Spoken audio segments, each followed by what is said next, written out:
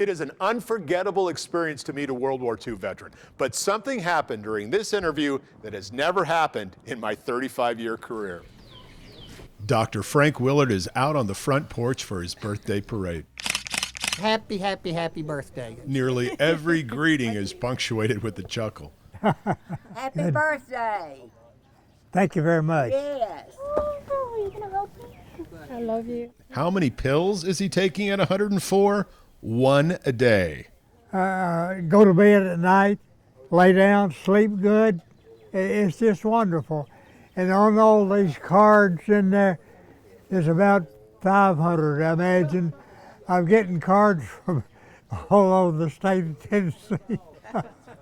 Willard was a math and science whiz at MTSU when the Army recruited him. He made them a deal. Let me finish up my senior year and I will volunteer. He served as the Artillery Fire Direction Officer for General Patton's Third Army, a critical position in the Battle of the Bulge. And he was able to make the calculations. He drew out the scale they used for calculating the shells. You know, you've got the elevation and all the different calculations. He was doing those. He was responsible for that, for 22,000 shells fired. Was he good at it? Put it this way. He went from private to lieutenant colonel in 7 months. Dr. Willard moved on to walking horses and dentistry. Dr. Willard, Joe Pitts, I was your patient. Clarksville Mayor Joe Pitts remembers being in Dr. Willard's chair as a child. He had such a wonderful chairside manner. His hands, although large, were gentle. And when you're a kid, you know, you appreciate that. There is so much meaning that you could put into life. Ashley Song met Dr. Willard as a high school senior for an essay project. She's here today on her own time as an admirer. I think his character, his energy, I think he has a lot more life in him at like 104 than most people do, like at half that age.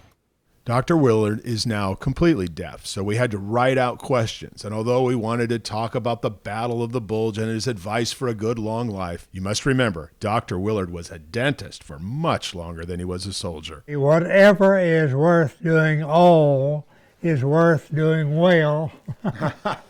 Whatever. That's good, yeah. I like that.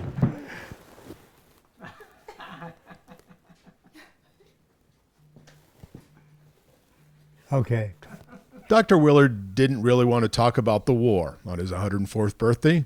After all, it was not a highlight of his life. It was terrible. It was terrible. What he wanted to talk about was his birthday.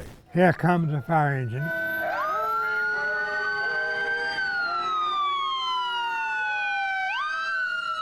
And the people. I love you.